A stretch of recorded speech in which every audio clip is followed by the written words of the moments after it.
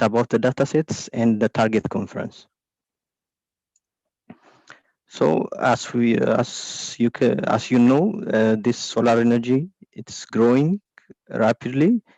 Uh, Also in Norway, it is the current capacity is 0.1 terawatt hour, which is small, but as we can see from the prediction of the Norwegian Water Resource and Energy Directorate, this capacity will grow to this huge capacity, 1.224 terawatt hour in just 10 years.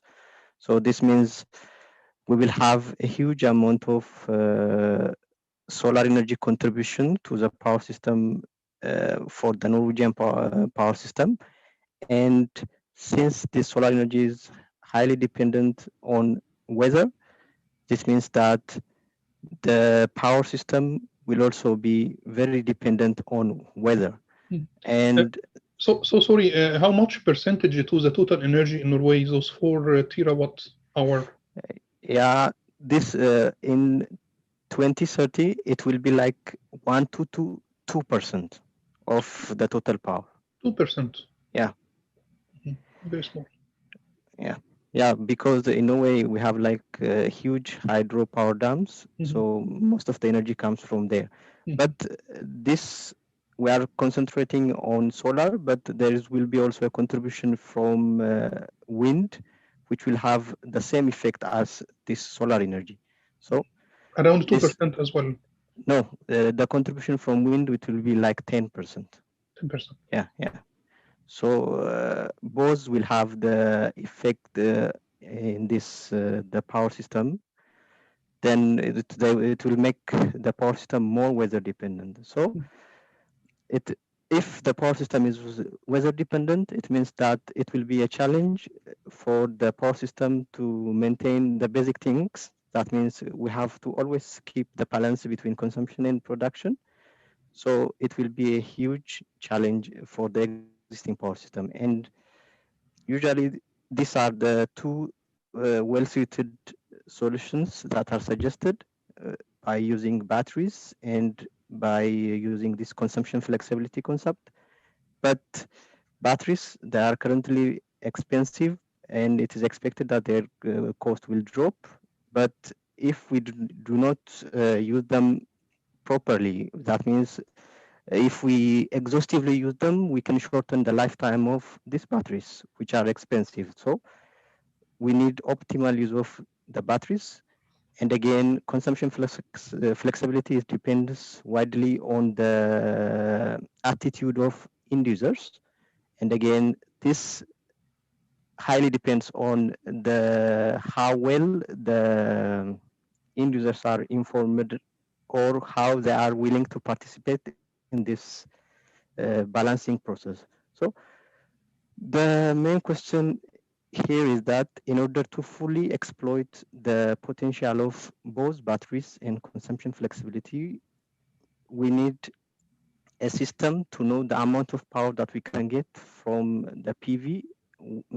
For example, let's say one day in advance, so that we can properly plan how the battery operates and how we can properly plan the flexibility on the consumer side. So we see this forecasting as a valuable input for these two solutions to work. So this is the main argument here. So we have a number of machine learning models that are used in the literature for this PV forecasting. But the problem that we have identified is that these machine learning models, they have a good accuracy, but they tend to give different solutions when the weather changes rapidly. For example, these seasonal variations bring different irradiance level and other parameters which change very frequently. This means that for example, the measurement usually we use here is root mean square error, and this root mean square error will have different values during sunny days or during cloudy days, rainy days, something like that. So the model is accurate during sunny days and it performs badly during, let's say, cloudy days. So this kind of instability in the output is not required. And since Norway is located this in this mm, highly varying weather conditions, for example, if you can see this plot, it is the power output recorded on 10th of June 2020, and as we can see, the power is highly variable during for a single day, not on a season level, but on a single day basis. So this frequency of variation is very high in Norway. This means that we should not only focus on the accuracy of the model, but we should focus at the same time on the stability of the result. That means we should be able to track these up and downs very accurately, or we should have the same performance. So increasing the performance, increasing the accuracy, as well as making the system robust is what we are going to try to answer in this project. And the data sets, we have a practical power station, which is located at the roof of our department. And we have power measurement for now for a year. And we have 15-minute resolution. And also we need weather data inputs. So far we have temperature, wind speed, humidity, but with a poor resolution. But we can get another data, I think. And also for now we don't have the most important parameter, which is the solar irradiance, but we are working to get this data also. So for now we just have this power measurement with a good resolution and temperature, wind speed, and humidity poor resolution, and we don't have solar radiance, but we can get these values for our case. So these are the data sets that we are going to use. And the process, we use this general flowchart. So we have this historical measurement of both power and weather parameters. Then we follow this data pre-processing. That means we use this scaling standard or minimax scalars. Also, we here use this domain knowledge, like usually in the case of solar energy, the output that is recorded today have some relation with the output recorded yesterday or the day before yesterday. So we have to include also those kinds of inputs. So we will do this on the initial phase of the process. Then we will try to train different models and we will iterate on this loop. So we will do model selections, tuning the parameters or something like that. So after completing these steps, we will finally have a trained model. Then we have a forecast weather data, and we will apply the same pre-processing and use it as an input for the trained model.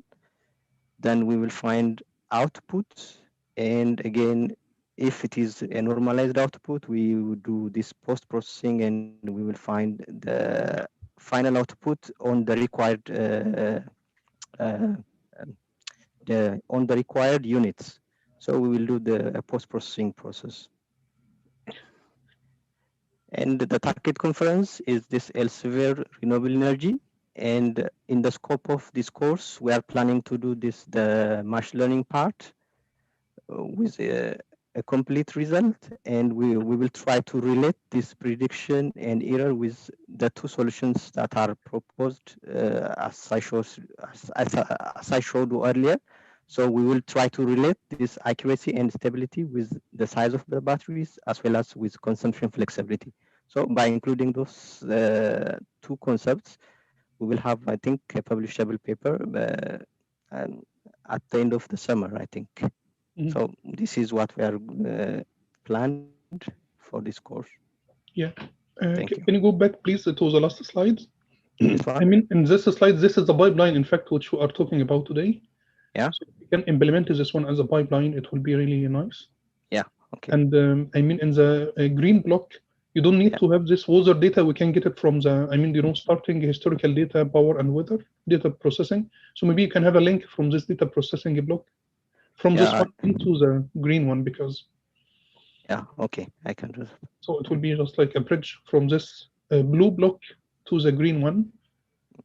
Okay. So because, but this is the pipeline. So do you plan to develop this pipeline for weather for, I mean, this problem? Yeah, I think as you discussed it in the presentation, it would be nice to have that proper flow. Mhm. So I think it's good to implement it in pipeline. Yeah. Yeah. Mhm. Yes. Yes. Did you start coding something and you get some results? Uh, so far, for example, since we have only these power measurements, we try to use these recordings, for example, by using steps, prior steps. For example, if I want to predict at 10 p.m., I can use the input from 9:45, 9:30, and 9:50 as an input, Mhm. and try to predict the 10 p.m. The 10 p.m. value. Mhm. So we are just using these lag inputs Mhm. until we get the proper environmental parameters. So we are just And playing. this weather data, it should be, you should get it. I mean, it's online. Even solar radiation. I have been working before in greenhouse control. Yeah, yeah, And, it was possible to get maybe for the last 100 years. yeah. But the problem with on publicly available data is that it is not possible to get specific to that site. For the location which you are Yeah, working on. yeah. Mhm. So I think we will get it in some way, but we are But trying to just yeah. learn how to use machine learning models by using these lag inputs so So in far. your research, do you need to build one model for each city, or can we have a model for all Norway, or do we have one for each city, for each part of the city? Yeah, for now, we are going to do a model for Trondheim. Mhm. And then I think there is some scaling mechanism to scale the model from this specific site to a regional site. Mhm. So that's a plan for the future, Maybe in the scaling future, yeah, when you build a model, it's a transfer learning. So yeah, you can use this model for, I mean, use another data from Oslo, for example, and try to fine tune the model. yeah. Mm. Yeah, That's a future yeah, plan. yeah, yeah. Yeah. So thank you very much, Birhan. Okay. So, Thank any you. questions from? Yes, I would have a short question if it's okay. Yes. Yeah. Yeah, so I also did my bachelor's in power engineering Yeah. long time ago, and I did explore renewables a bit. And I remember that for the output of PV panels, there's like this linear equation that depends on the parameters that you use and also like the surface of the panel and stuff like that, right? Yeah. Yeah. So do you maybe plan, or maybe you have done it in the past, to a comparison between simply mathematical linear output from the equation and then machine learning models? Yeah, we can do a comparison between the physical models and the model that we are now trying to build. So Yeah. we can do a comparison in the conclusion. I think in the discussion part, I think we can do that. Yeah, I think that it would be very interesting to Yeah. see how, if it's Thank you. Yeah, useful. Yeah. we Okay. can do that. Thank you for the input. Yeah.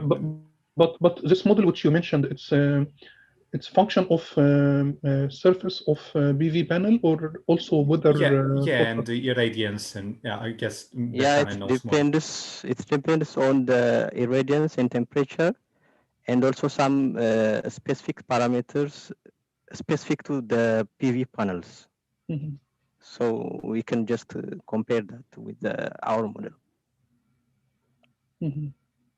Okay, because the most important for us is to have good estimation of the production. Yeah, yeah, Mhm. of Yeah. course. Yes, thank you. Yeah. Any other questions?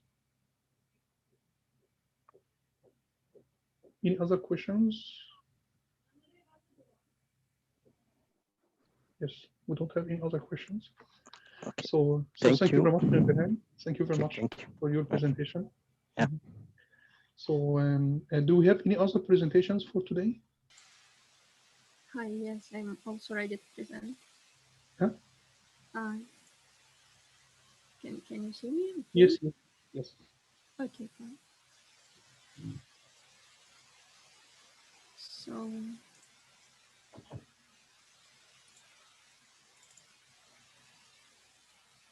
can you see my screen? Yes, yes, of course, yes.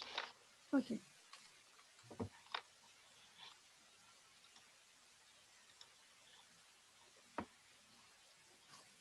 Maybe you can just make it. Oh, this is full screen. Yeah. Do you see that the normal presentation or one which is shown more in the presenter view? Which one?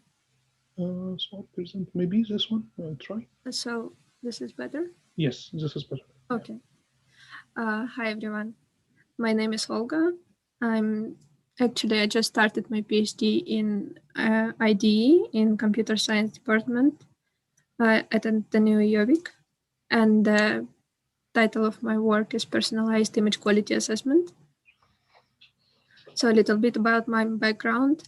I have finished my bachelor in Russia in software engineering and applied mathematics.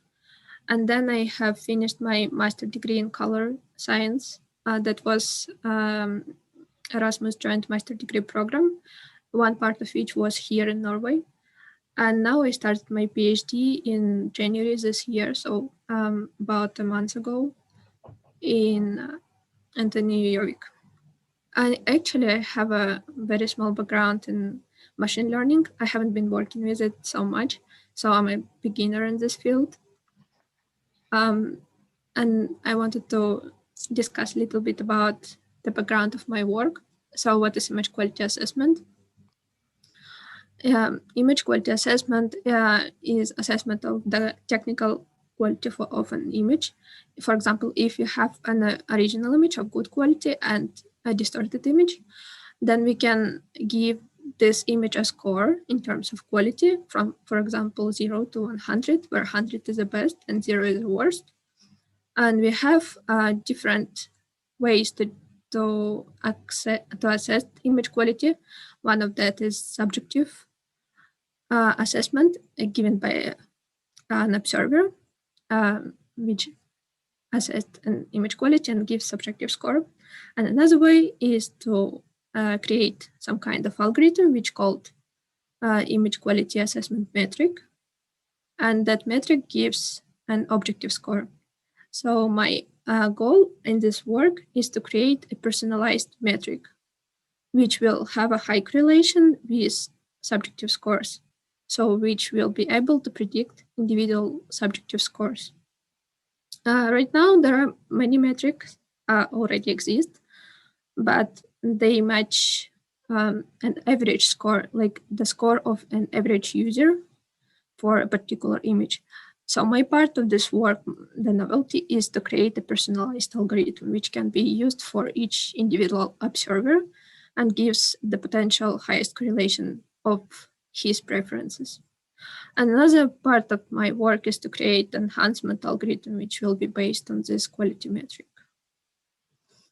So this is the overview of my work. So I'm in the very beginning of my work. So this is like a draft plan. But what I'm planning to do is to create the database of the images in individual observer scores, because right now the databases which exist, they have only average scores. For example, one image has been assessed by couple of hundred of users, and the average score is calculated.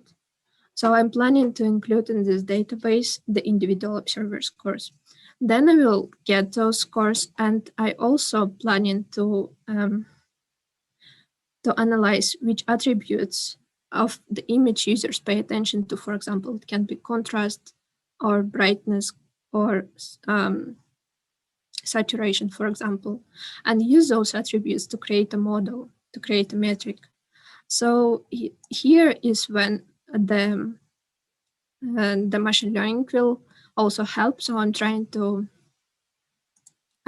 planning to use the handcrafted features like this. I said contrast, sharpness, brightness of an image, and also I'm planning to include deep learning here to understand what other features of the image will contribute. So here I'm planning to do both combined approach, which will help me to see what features actually matter for users. And then I'm planning to create the prediction algorithm based on these features. And in the third part, I'm planning to create an enhancement algorithm based on this. Like I said, there are no databases right now available with individual scores.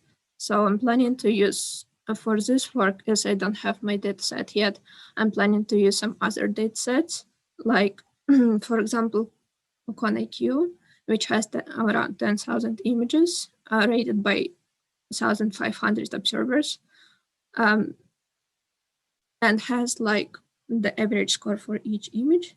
And this is one dataset which I can potentially use in this course. Another one is Leaf in the Wild database, which is one of the best ones also in this area. And another dataset which we actually just discovered, which was published in 2020. This called SPAC dataset, and it also has around 11,000 images, so it's quite big.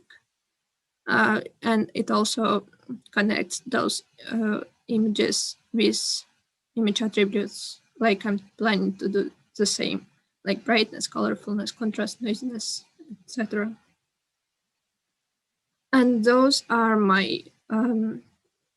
the journals and conferences for potential publications.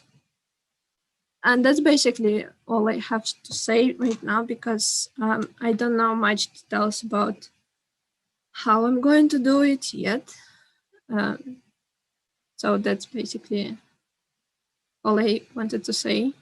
That's a quite short presentation. Yes, thank you very much, Olga. Thank you very much. Nice presentation, nice project.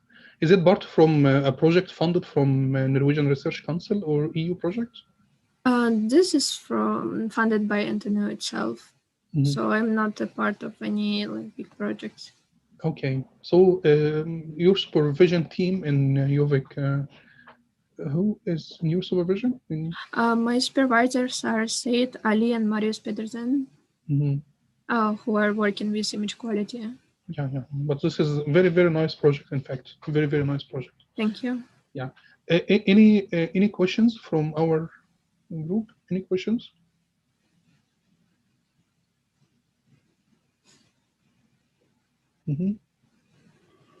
I actually have a suggestion.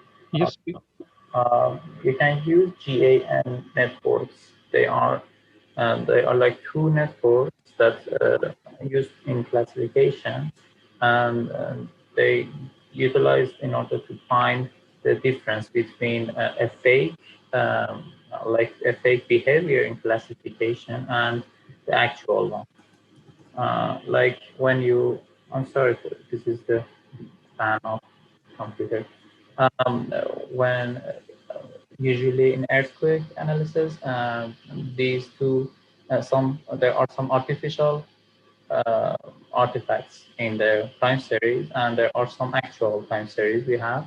So in order to find the difference between these two, we teach the network to find between these two fake and actual one. So you can apply this and to categorize these two images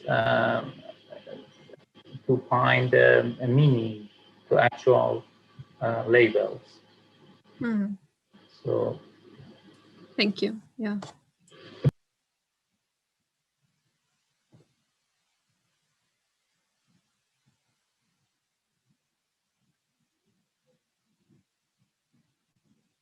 So that's all, I guess. Yes. Sorry, I was talking. but I was muted. I mean, you want to check, you want to try to extract new features. You want to check which features are more relevant and so on. Yes, that's my goal. Yeah.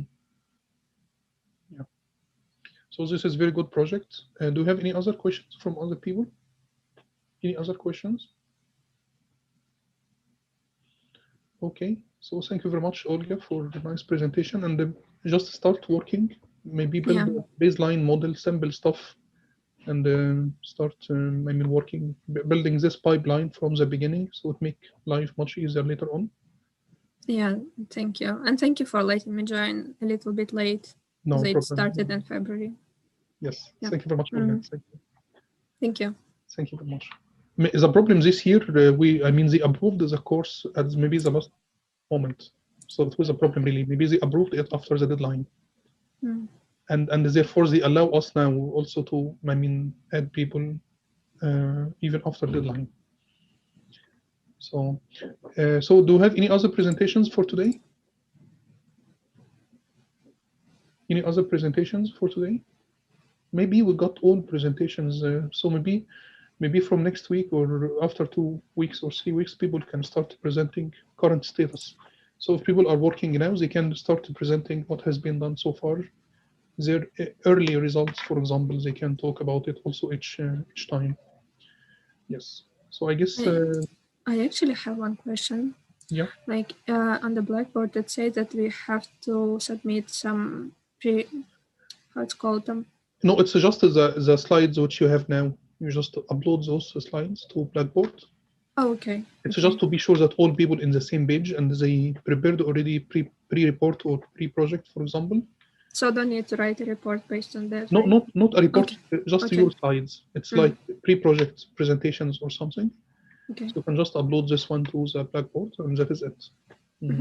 And in the middle of the course, maybe after the middle by some weeks, we need people to start, I mean, presenting also midway report, for example, early results. They can just report early results, which they got, and just to be prepared for the final report.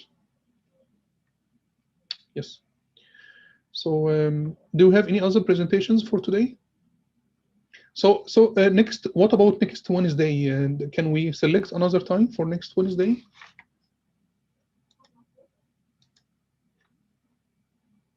I mean, next Wednesday, I will not be able, I mean, 10th of March, but I'm free Tuesday, Thursday, Friday, just any time. So please, if you can just agree on any other time, 2 hours or 3 hours, and send it to me, I will prepare myself for those 2 or 3 hours.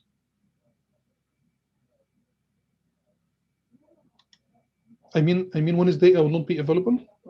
I will be in Volta. So if you can select Tuesday, for example, Thursday, Friday, it will be okay. So just please talk to each other and try to come up with a different day which fits all of us. I am okay Tuesday, Thursday, Friday. I don't have any problem. So and even Friday also afternoon or maybe after 11, it will be okay for me as well. Okay.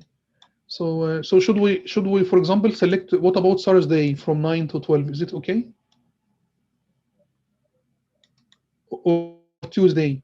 Okay, so it's okay. So we select Thursday this time. We select Thursday from 9 to 12.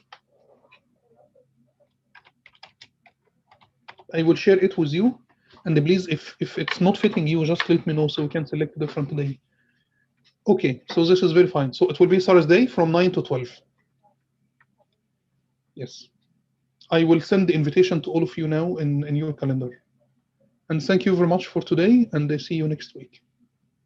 Have a good day. Thank you. Bye. Thank you.